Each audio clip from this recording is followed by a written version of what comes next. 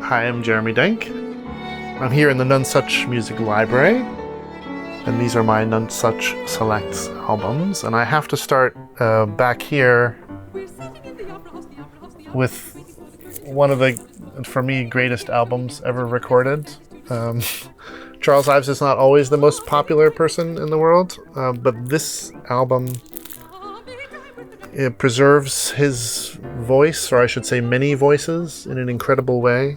I met DeGaetani a couple times at Aspen Music Festival before she passed away, and she was an incredibly noble and significant musician. You sensed in her presence she had this incredible charisma, and that radiates off this album. And of course she has Gilbert, Kalish, one of the great Ives pianists, or any kind of pianist.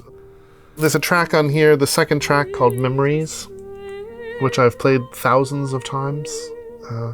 It starts with a kind of a silly takeoff of a vaudeville number, which DeGaetani does in this deliciously breezy way with whistling at the end, and then it suddenly switches into this heartbreaking barbershop kind of tune. The way she sings the end, I never fail to tear up the way she sings it. So this is one of the absolute must-have albums in the world, in my opinion.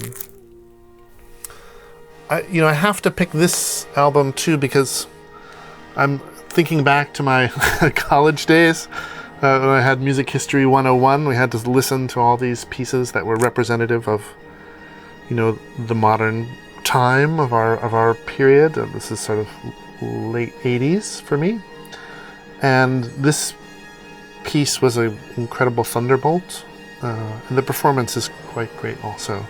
And the way that John Adams, this piece, Harmonielehre, such a great title, like a textbook of harmony, right? The way that it thinks about the raw materials of music, of Western classical music, and also incorporates a kind of sense of a groove, things beyond it. The way it slows down time, the way that it patiently examines the subdivisions of time and then lets these long, gorgeous, heartbreaking melodies come through. The incredible virtuosity of orchestration in it, and the thrilling ending, which is, it's hard to really nail the ending, and this piece really does. I am a pretty bad classical nerd, as it turns out, but I have musical curiosities, and I'm a big jazz lover and many other things, and I thought this movie broke my heart in a way that, because it was about musical failure, which all of us musicians have to deal with. And it had that brilliant casting of F. Murray Abraham as the person who has to explain to Llewyn Davis that he doesn't have it. As I seem to remember also, there's a scene after that when he gets the bad news and he's driving through the snow and there's Mahler playing on the radio. And there's this sense of kind of a wider musical conversation of loss going on across centuries. And folk music being transformed, the different ways that it is over time.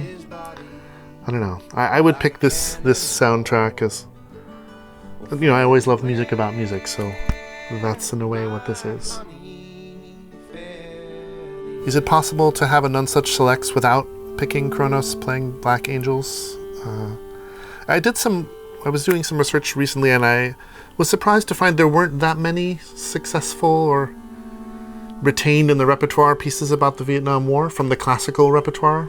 There are, of course, tremendous amounts from different branches of music, but the classical world did not always succeed to kind of create a catharsis for that terrible national time and tragedy. But this piece does, and it's lasted, and it's also this performance and the way it's recorded is just, because this piece can come across a little cheesy if it's not played with the right spirit, and this, of course I grew up with this performance too, but this feels like they're speaking the language and the lament of the piece profoundly. It's partly, I would pick this album because I love the movie, and I'll admit that. I thought this got the Oscar for Best Picture stolen from it, because I thought this was a really deep movie, and especially the music of the way they had the Brahms violin concerto at the end was one of the most bitterly ironic and devastating musical endings I can ever think of in a film. The heroism mixed with the gore, and it was a pretty powerful piece of sound design. But Jonny Greenwood's score is incredibly eerie, as you know. It draws on lots of references, but it feels very original, and it captures the sort of soundscape of the desert and the scratching and the urge of the drilling. It just feels so kind of visceral and tactile, the music. I can still see this album, this CD, on the kitchen table of my grad school slum house that I was living in Bloomington, Indiana. The cover, of course, speaks to me, this disturbing image, and it fits the piece perfectly. I was actually evicted from that house for a party we threw to celebrate a performance of Pierrot Lunaire. Because we threw a big Pierrot expressionist themed party, and we did all these disturbing paintings and left kind of raw meat around the house and had these dark black and white films playing, and all these people were passed out in the house after the party, and the landlords came over to inspect something, and we were kicked out. So I have a very special feeling about this piece and this performance, which was inspiring, and of course DeGaetani, again, one of the great musicians of all time in my opinion. And what could be better than this piece also? One of the most perfect distillations of its time. Incredible craft and feeling, the sense of connection to the past, but also this ridiculous modernity and re-understanding of how musical notes relate to each other. Unforgettable piece. I mean, people always say Schoenberg is the next step after Brahms, and this album I played thousands and thousands of times also, Richard Goode's Brahms album. If I was going to pick a one track to play to just satisfy me, for example, I'm just sitting at home and I need time to kind of go away, I would have Richard playing this Opus 76 No. 3 intermezzo in A-flat, where you have these kind of raindrops in the left hand as these staccato notes, and then you have these falling gestures in the right hand that are legato.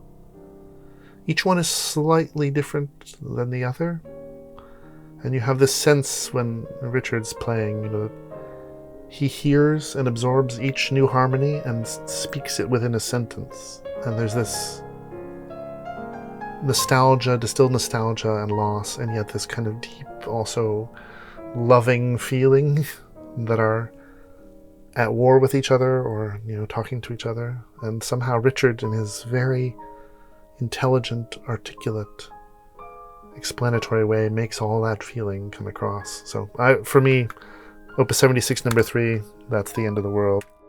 Also love this After Bach album of Brad's.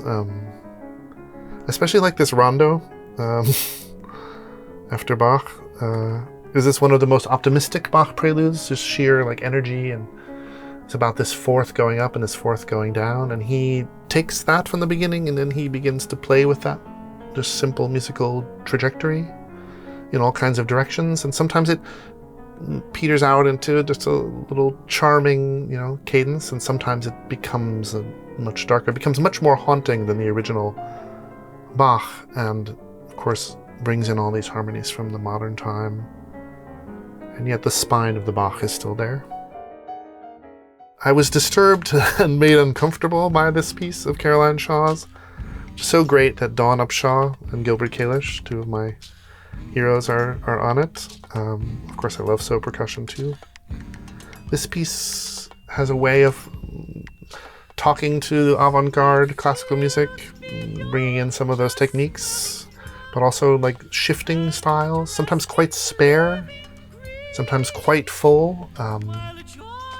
You often feel you're not allowed to just sit in one style. You're definitely aware of all kinds of different musical traditions at once, and you're trying to bridge the gap. And I love that kind of music too. It's hard to pull off.